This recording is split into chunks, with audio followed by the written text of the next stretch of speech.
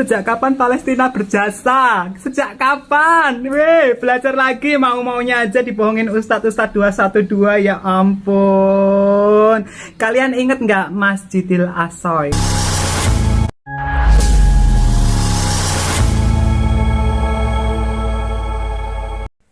Assalamualaikum warahmatullahi wabarakatuh. Sahabat beriman, berjumpa kembali di Bintang Mu'alaf Channel. Mudah-mudahan kita semua selalu sehat walafiat di dalam lindungan Allah Subhanahu wa ta'ala. Sahabat, kesempatan kali ini kita akan tampilkan video dari seorang mas-mas ya, yang mengatakan untuk apa mendukung Palestina, apa jasa Palestina terhadap Indonesia. Dan dengan sangat sinisnya mas-mas ini mengatakan dan mengejek Masjidil Aqsa dengan dipelintirnya, diplesetkannya menjadi Masjidil Aqsa. Nah sahabat, mari kita simak statement dari mas-mas ini. Sejak kapan Palestina berjasa? Sejak kapan? Weh, belajar lagi mau-maunya aja dibohongin Ustadz-Ustadz 212, ya ampun. Kalian inget nggak Masjidil Aqsa? Sudah kita ketahui bersama dari pihak Israel ternyata membayar buzzer di seluruh dunia termasuk di Indonesia untuk salahkan Palestina. Nah, dugaan saya mas-mas ini adalah termasuk salah satunya. Dia buzzer yang membela Israel dan selalu menyalahkan Palestina.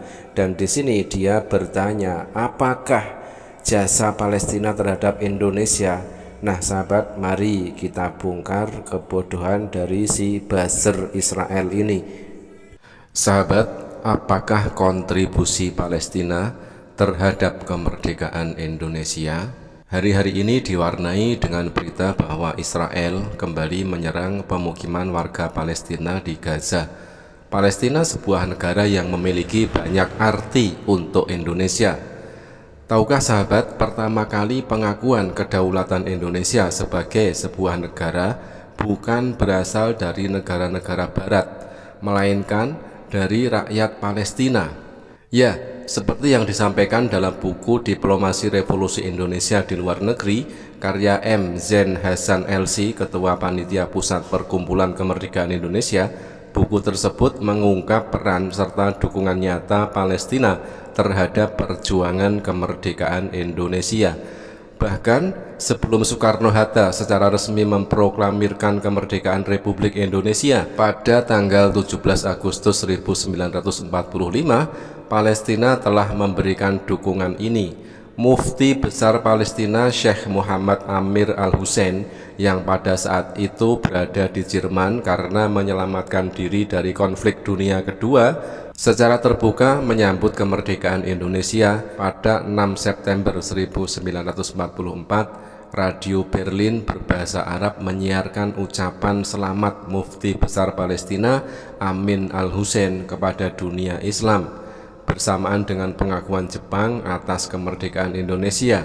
Meskipun Syekh Muhammad Amin Al-Husaini sedang aktif melawan imperialis Inggris dan Zionis untuk mempertahankan kota suci Al-Quds di Palestina, dia tetap mendukung kemerdekaan Indonesia dengan tekad yang kuat. Dia juga mendorong negara-negara Timur Tengah lainnya untuk mengakui kemerdekaan Indonesia, dan usahanya berhasil meyakinkan Mesir, Suriah, Irak, Lebanon, Yaman, Arab Saudi, dan Afghanistan. Dukungan Palestina tidak hanya bersifat diplomatis, tetapi juga materi. Seorang pengusaha Palestina yang kaya raya dan sangat simpati terhadap perjuangan Indonesia, Muhammad Ali Tahir, dengan tulus menyerahkan seluruh uangnya di Bank Arabia kepada Ketua Panitia Pusat Perkumpulan Kemerdekaan Indonesia, M. Zen Hasan. Ia berkata, terimalah semua kekayaan saya ini untuk memenangkan perjuangan Indonesia tanpa mengharapkan imbalan atau tanda bukti penerimaan. Rakyat Palestina memberikan dukungan moral kepada rakyat Indonesia dalam perjuangan mereka melawan penjajahan. Kedua negara ini memiliki pengalaman yang serupa dengan penjajahan asing, sehingga rakyat Palestina memberikan dukungan moral dan semangat kepada pejuang kemerdekaan Indonesia.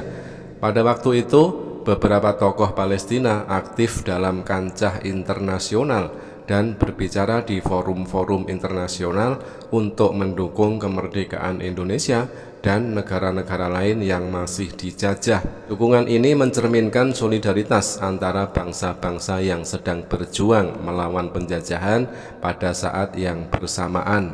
Sejak kapan Palestina berjasa? Sejak kapan? Weh, belajar lagi mau-maunya aja dibohongin Ustadz 212, ya ampun. Kalian inget nggak Masjidil Aqsa? Dan lantas kenapa Indonesia selalu membela Palestina? Ini adalah statement dari Menteri Agama pada sekitar tahun 2017.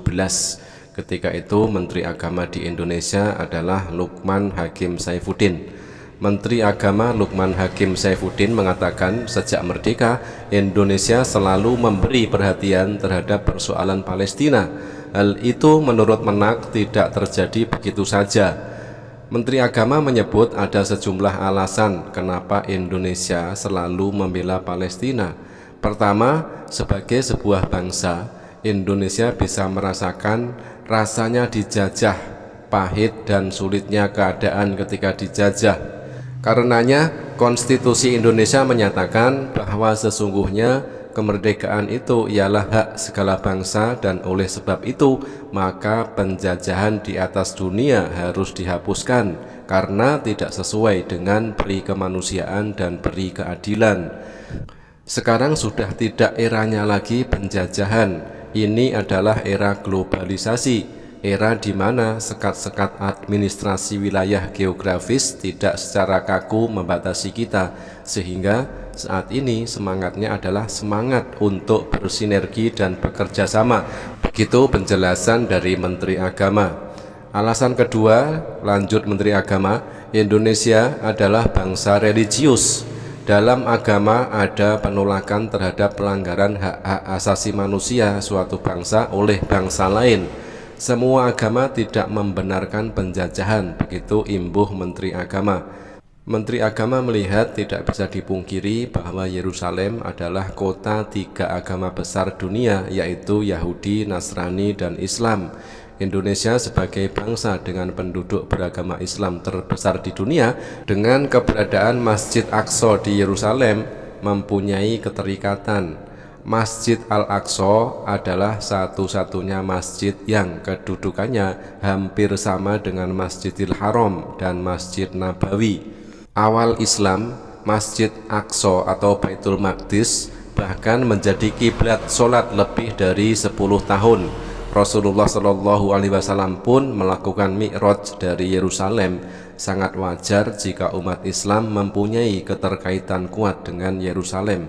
Begitu tandas Menteri Agama.